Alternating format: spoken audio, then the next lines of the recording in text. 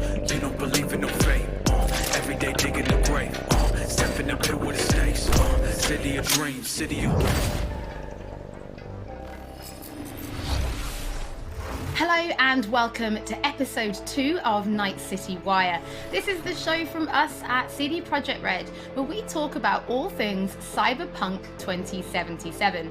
In today's episode, we're going to be deep diving into Lifepaths and showing you a brand new gameplay video, as well as having a chat to Philip from our Quest team. Then we're going behind the scenes and taking a look at how Refused are bringing the band Samurai to life.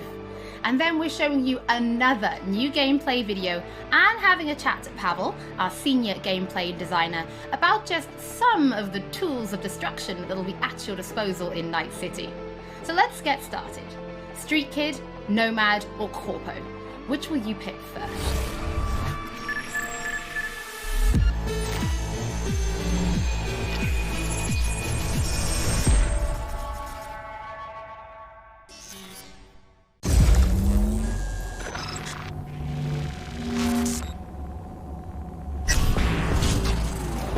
Well, who do we have here? Grew up in Haywood. Whole street was my family. Neighbors helped each other out. Thought nothing of it. I'm pleased to see you have not forgotten your roots. Born here, live here, die here. Childhood memories. Hopping buildings, running away from badges. Iron tasted blood from a split lip. Motherfucker! Got everybody fighting for a slice of the street. Get the fuck out of Vista. If you keep getting jumped, you find some stronger choopers. Do you want to spend the rest of your days blasting scabs? Or become a legend overnight? We have arrived. The Major. Ready to get your cherry popped? Yeah, come on!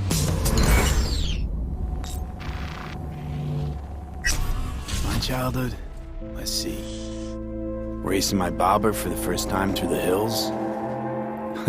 Oh, and first kiss in the middle of a synth cornfield.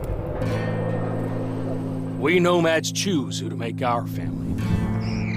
A choice forges strong bonds and a higher duty that stands solid as an old oak. My family's in pieces. That's why I'm headed for Night City. Makes you an outcast among outcasts. Miss this, you know? Camaraderie. I know. I saw it in your heart the first time we met. You know what I always liked about nomads? Your taste, no, hunger for freedom. Not easy to come by in Night City. Corp's got their grubby claws and everything.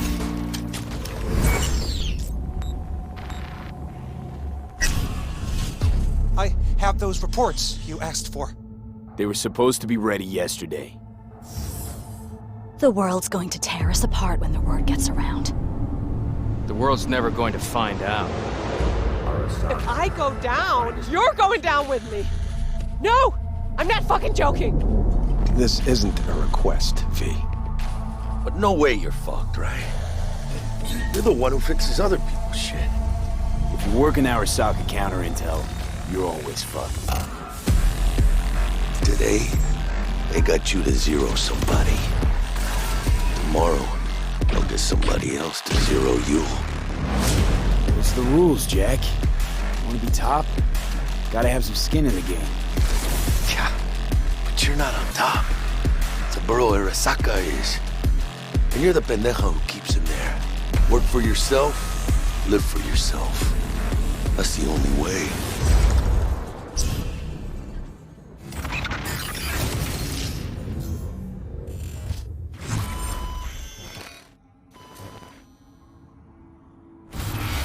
Philip, it is so good to see you again. It's actually been a while since I've had a chance to interview you about Cyberpunk. So I think for today, we'll start with a question that everybody wants to know. How does the path you pick affect your time in Night City? It actually affects your time quite a lot throughout the whole game, but let's start at the beginning, because basically our game has 3 different starts depending on your life path. As an example, if you choose the Street Kid life path, you have lived most of your time in Night City. you know the streets, you know the gangs, you know the slang, you kind of know what's going on in the, let's say, lower life aspects of the city, which can of course give you lots of good opportunities also later on in the game. But if you start as a nomad, you actually used to be part of a nomad clan and a nomad family, because nomads that roam the deserts around Night City that we call the Badlands actually value their family above anything. But for one reason or another, you actually left that family behind, and now the beginning of the game for you will actually be how to get into Night City and how to make a new life there. Then you can also choose to actually be a corpo and choose the corporate life path.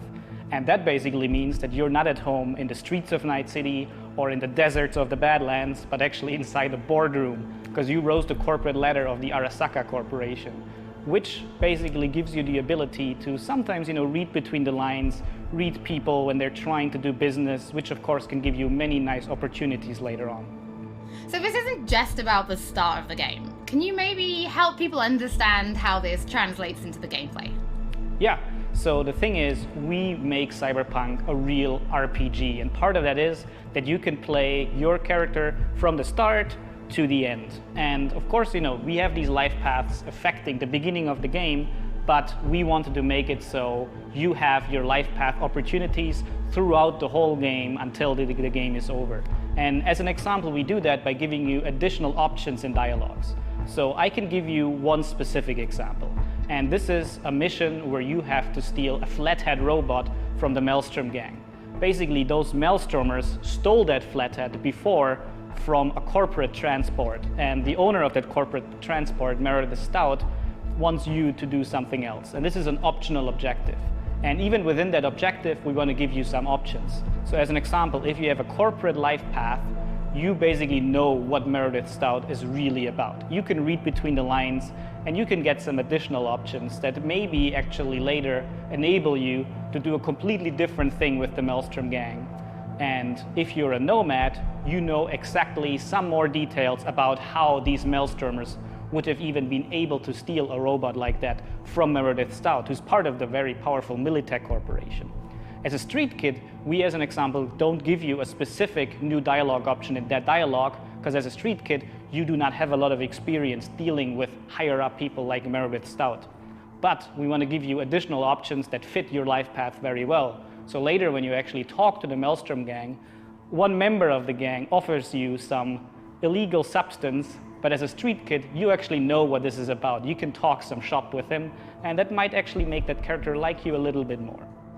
So Philip, I do have a couple of extra questions for you based on the video we just saw. And the first is about nomads.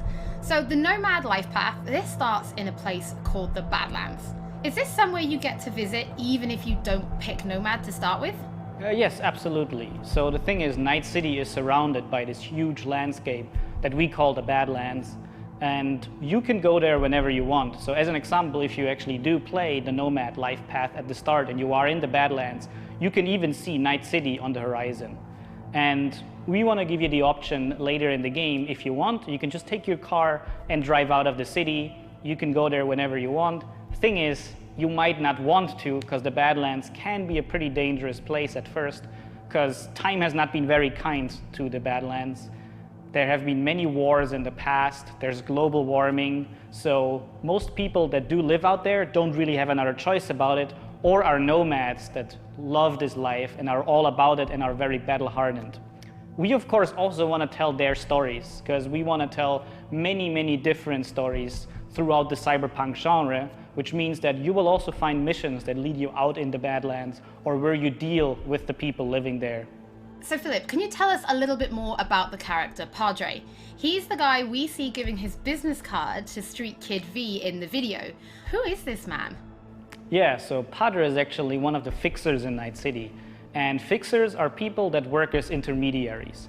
So if someone who has a lot of money needs a problem solved, they go to a fixer. And a fixer then finds people who can solve that problem. And these people are people like you, the cyberpunks. Fixers are very territorial. So Padre specifically works from Haywood, which is where you as a street kid grew up in, so you already know him. You might have already seen another one of our fixers who is called Dexter Deshawn, and he works in a different part of the city.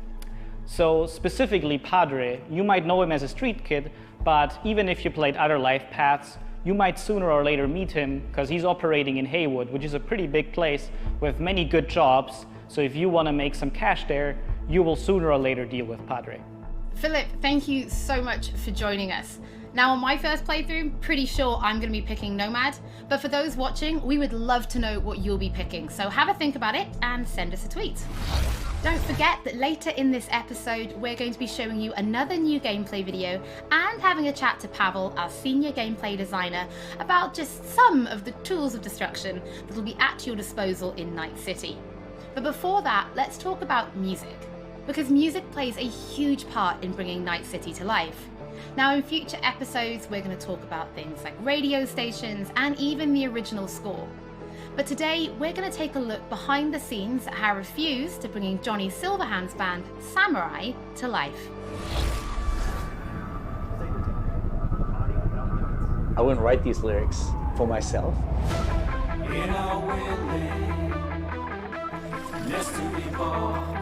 So it's kind of interesting to get into like the mindset of who is this character and what would they write about, or what's their agenda. It's interesting to try to like catch a language that's his and try to catch a language that's like a part of this game.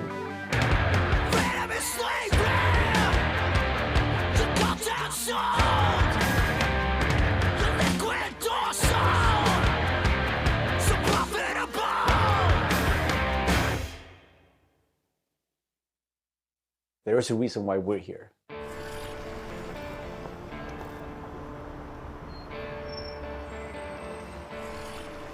It was Piotr maybe who was a fan of the band. He knew Refused and he knew my voice and he said, oh, that's a perfect voice for Johnny.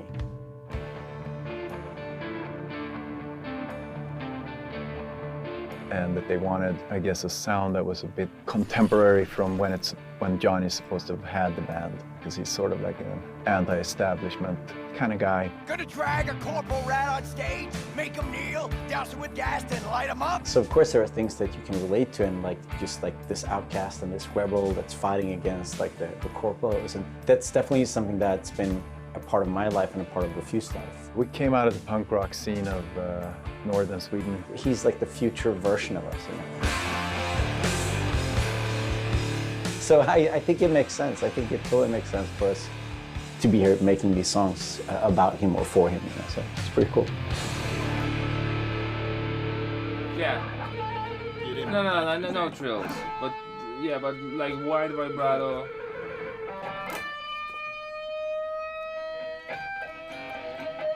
And then, I mean, just sort of build, yeah, slowly build sort of intensity. We don't have a different mode than just going all in. So we really worked on these songs, trying to make them as good as possible. But then they're not actually our songs. It's interesting as a musician to play another musician, because that's essentially what we're doing. I mean, we're not here as Refused, we're here as Samurai.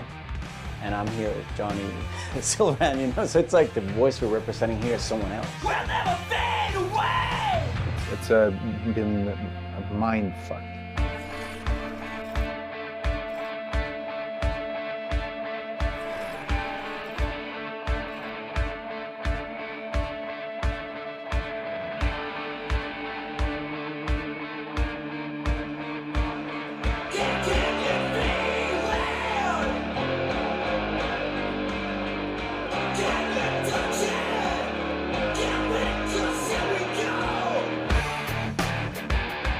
I mean, the shouting in itself is just like second nature to me, because I've been doing this for a very long time.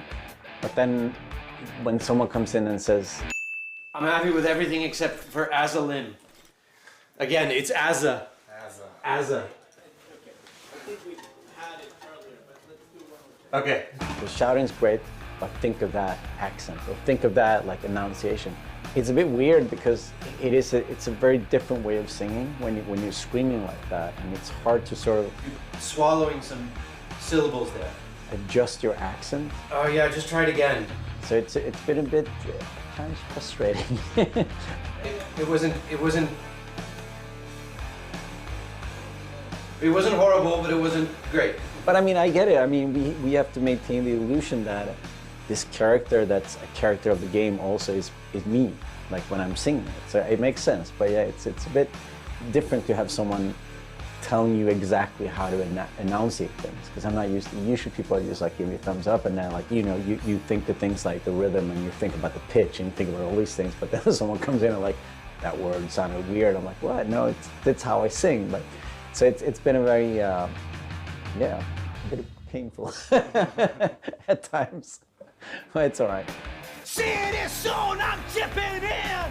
Roll the bones, I'm chipping in. Belt that cone, I'm chipping in. Mayhem flows.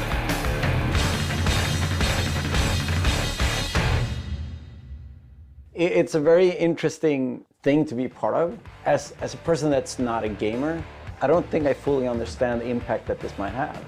If people like these songs and if people are excited, then that's going to be great. I mean, we are spending a lot of times trying to get this right, trying to get it to sound like, you know, like Samurai would sound, you know. So it's quite interesting. It's a very different way of making music, actually.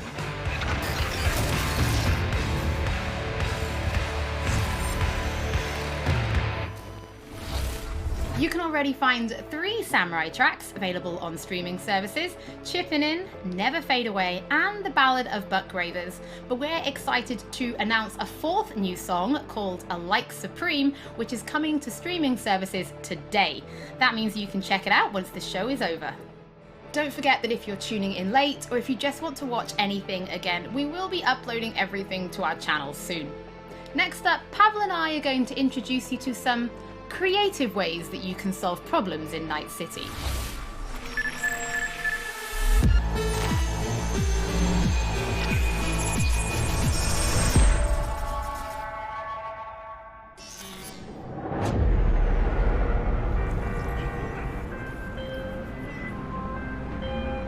AV, I have a job for you. A client of mine is making an arms deal. He needs protection.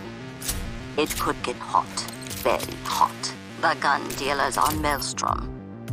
Alas, nothing ever transpires as planned with them. You better gear up for this.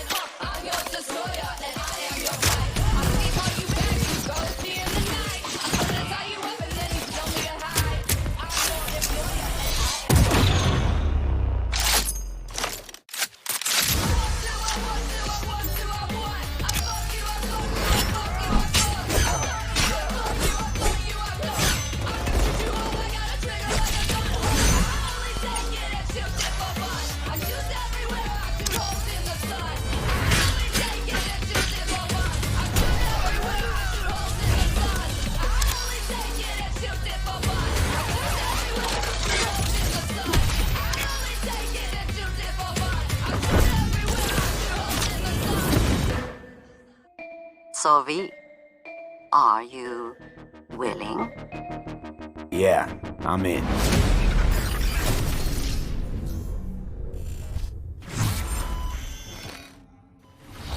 Pavel, thank you so much for joining me. Now, there was an awful lot in that video, right? Because it's more than just guns. Absolutely. We have melee weapons, we have ranged weapons, we have cyberware, we have offensive cyberware, defensive cyberware, armor. We could talk for hours and hours about this stuff. I think just for today's episode, we should keep it simple and let's just talk about guns. Can you tell us the different types of guns that will be in the game? So we have 3 distinct types of guns in our game. We have power weapons, we have tech weapons, and we have smart weapons. Now, power weapons are the most similar to contemporary weapons. one thing they can do, which normal weapons cannot, is ricochet bullets off of surfaces. So you can hit somebody hiding behind cover or hiding behind a wall. Now, tech weapons, on the other hand, use electromagnetic power to propel a fully metal projectile to extreme velocities. What that allows them to do is to punch through cover or punch through walls to hit somebody who's not even aware that you're there. Smart weapons use guided missile technology to actually track targets in real time. So you can hit somebody who's dodging, running away from you, or you can hit somebody who's hiding behind cover. So Pavel, Cyberpunk doesn't just contain FPS elements, right? It's also a fully fledged RPG. So can you tell us how you guys approached introducing those RPG elements into gunplay? So I can tell you one thing, Holly, it wasn't easy to merge those two elements together. Now, we've spent a considerable amount of time merging the RPG and FPP side of our game. What the player will experience is that V changes from a small-time mercenary to a legend in the world of Night City. V becomes more and more proficient in using weapons as the game progresses. So they will see that reload times become shorter, the accuracy of your weapons grows, you will have faster aiming time, you will move faster with your weapons. Everything becomes more in your control, and that gives you more opportunities to defeat the biggest encounters that we've designed for you. So I have prepared a few extra questions for you, Pavel, if you're feeling up to it. Of course. Okay, well, the first is going to be, how do you find more weapons in Night City? Like, where will players be looking for them? So I expect the players to look everywhere for new and exciting weapons. You can, of course, buy weapons at vendor shops, and they will house an entire catalog of weaponry that you can get. However, the best weapons that you can find will be taken from enemies or loot caches that we have everywhere in Night City. The weapons rarities range from common through uncommon up to rare and then legendary. And as they go in rarity, they actually climb in power. However, legendary weapons are very specific in such a way that they possess unique abilities that you will find on no other weapons in the game. The players will actually need to make some tough choices to find some legendary weapons, because maybe they need to choose whether to kill a person who holds the legendary weapons that they want, or to spare them because they like them as a character. So next question, let's talk about weapon modifications. What mods can people give to their weapons in Night City? So we have two types of modifications in the game. One of them would be modifications that we call attachments. So these would be scopes and silencers, and you can see them actually being attached to your weapon as you're playing the game. They give you statistics advantage, and they give you more opportunities in gameplay. The other part of mods would be software mods. Now, these are basically small chips that you install in your weapon, and they actually change the statistics of the gun. They can give you damage, they can give you accuracy, or they can give you more fire rate. Some of those mods actually change the gunplay on a more fundamental level, so they can give you non-lethal rounds, biochemical rounds, to tear through that armor even faster. So I suppose for my final question, why don't you tell us about your favorite weapon then? Which is your favorite weapon so far in Night City? Oh, there are so many weapons that it's hard to choose just one. But I can mention some manufacturers with their weapons that I absolutely adore. The first manufacturer would be Tsunami Defense Systems, who produces the sniper rifle Nekomata. That's a tech sniper rifle. That means that it can pierce through walls. So you can actually hit somebody who's hiding behind cover or who doesn't even know you're there. Of course, I also like a close quarters approach. And what that needs is a shotgun. One of the shotguns that we have in the game is Budget Arms Carnage. Now, that thing is cast from pure steel, and it weighs a ton. However, you can cut a person clean in half with it. Another shotgun that I absolutely love, it's for a more refined approach, I would say, is a smart shotgun, Kangtao Zhuo. That thing has 8 barrels, and that means it can track 8 targets independently. Now, killing an entire room was never simpler. Pavel, thank you so much for joining me. Thank you for having me. I'm actually pretty interested to see what kind of weapons people discover when they play Cyberpunk for themselves. Before we end episode 2, this is a reminder that those who wish to dive deeper into the lore can now pick up The World of Cyberpunk 2077. This is a brand new book created in collaboration with Dark Horse Books that will give you an extensive look at what makes Night City tick before jumping into the game this November. That is it for today's episode. Thank you so much for joining us. Don't forget that if you've missed anything or if you just want to watch again, we will be uploading everything to our channels shortly. Thank you so much for tuning in, and we'll be back with Night City Wire Episode 3 soon.